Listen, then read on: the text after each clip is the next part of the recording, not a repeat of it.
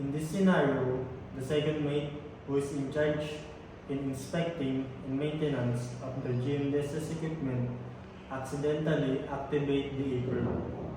In this video, we will show the proper cancellation of distress alerts using the VHF, Inmarsat-C, and HF radios. In cancellation of fall distress alert using the VHF radio, you must do the following steps. Step 1. Turn off the transmitter immediately. Step 2. Turn on the equipment. Step 3. Switch to channel 16. And step 4. Announce the cancellation of fall distress alert. All station, all station, all station. This is motor vessel MMA.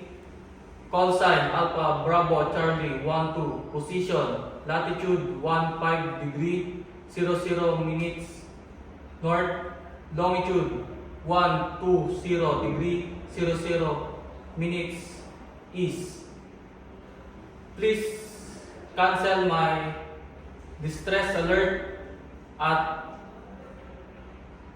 June 03, 2024 at 1700 UTC. This is Captain Gonzalez speaking. Over and out.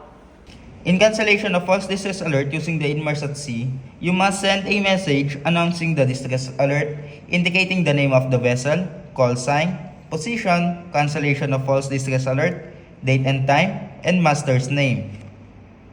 In cancellation of false distress alert using the HF radio, you must do the following steps.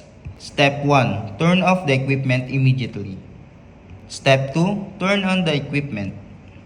Step number 3. Tune the HF radio into 2182 MHz.